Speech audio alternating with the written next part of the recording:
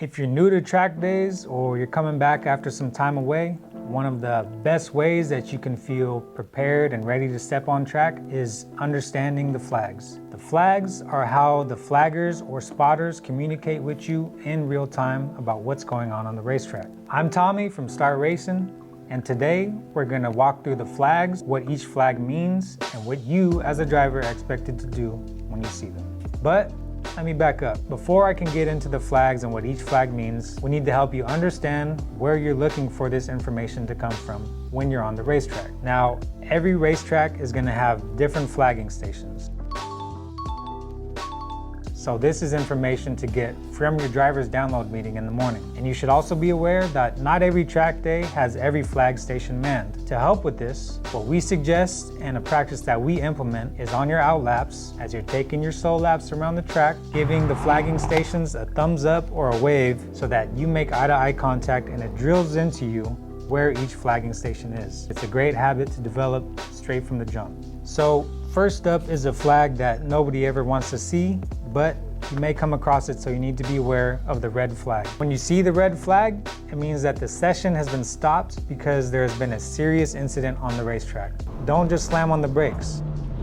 You're going to want to come to a slow and controlled stop, usually on the right side of the racetrack. And you also want to make sure that you're stopping within visual sight of a flagging station, because the flagging station is going to let you know what to do next once the situation has been resolved. Also, when you come to your slow and controlled stop, don't unbuckle, don't take your helmet off, don't get out of your car.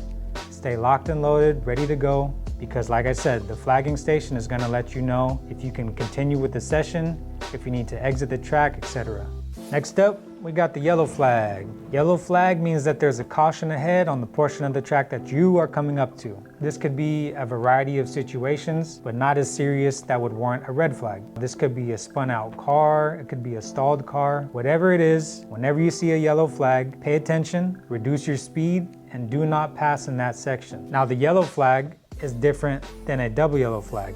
A double yellow flag you usually see in real racing series, but it will make an appearance in certain HPDE days, depending on your organization. But a double yellow flag means that there's a full course yellow, and again, no passing, slow down, and stay vigilant. Keep your eyes on the swivel because there's something that is warranting the whole course to slow down. Next up, we got the yellow and red flag. The flagger is going to show you this flag to let you know that the track conditions have changed. This could be dirt from somebody going off and coming back onto the racetrack. It could be somebody that was dropping oil or fluid onto the racing line. Whatever it is, they're trying to let you know that the track conditions and the grip and how it's going to affect your car have changed. And they also will not show this flag for the remainder of your session. They'll show it for at most a few laps, and then it is up to you as the driver to adjust and be aware of said track conditions and to change accordingly. We suggest as a beginner group to slow down, possibly brake earlier, have smoother inputs in this area until you get used to the conditions and how they affect your driving and your car.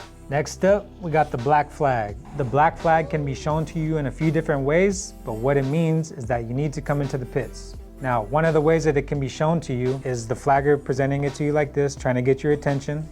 Or they may roll it up and point it specifically at you, letting you know that you are the driver that needs to come into the pits and talk to the marshals. When you see a black flag, don't take it as confrontational, purely informational. The flaggers are just trying to keep everybody safe, and they saw a situation that they needed to clarify or get straightened out. And go in and talk to the marshals when you see the black flag. So be calm, be present, and then more than likely they'll send you right out on your way. Another way that the black flag can be shown is being waved at every flagging station. When you see this means that the session has temporarily been paused and everybody needs to go into the pits. It could be for various reasons, but what you need to understand when you see the black flag is that you're going into the pits. Next up, we got the meatball flag. The meatball flag means that there's something mechanical going on with your car that could make it unsafe for you to continue, or others if you continue. If you see your car is smoking or dropping fluid, don't try to make it all the way back to the pits. Simply come to a slow and controlled stop in a safe portion of the racetrack. You should have your tow hook, and we can get you towed back safely to where you can figure out what's going on with your car. Even if nothing feels wrong, still come into the pits, talk to the flaggers, and see what's going on with your car and what we need to resolve to get you going back safely. Next up, the white flag. The white flag in real racing means it's the last lap of the race, but it does not mean that for HPDE days. The white flag is going to signify that there's a tow truck or an emergency vehicle on the racetrack. When you see the white flag, sometimes it will be paired with the yellow flag. You should treat it in a similar manner in the sense of slowing down, staying alert, and being respectful as you're passing the tow truck or the emergency vehicle. These vehicles are there to keep everybody safe and to get the racetrack cleared as fast as possible. They need your cooperation to do so. Next up, the blue flag is letting you know that there's a faster car coming up behind you and you gotta let them by. Don't take this as a jab to your ego. Don't take it as criticism. Take it as we're trying to keep everybody safe, trying to keep everybody's track day fun, and take it as a learning opportunity. There's a lot you can learn from a faster car. So hold your line, point them by per your organization's rules, and see if you can learn something from them.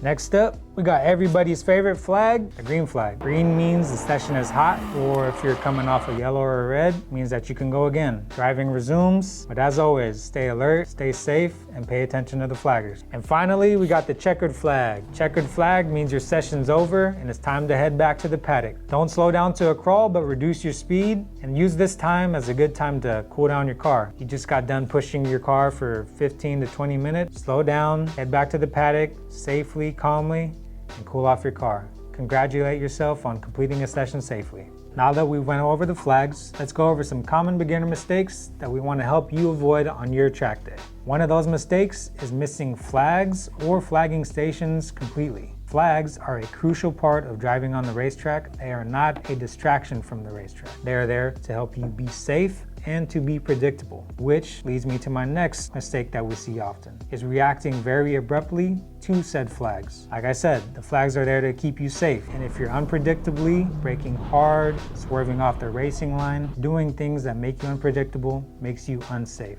And finally, the last thing that we see is drivers driving through uncertainty and not knowing what the flags mean. If you don't know what the flag means that's being presented to you on the track, slow down to gather more information or come into the pits and talk to a marshal so we can get it figured out. Now, understanding flags won't make you faster, but they will help keep you safer and calmer and more in tune with what's going on the racetrack.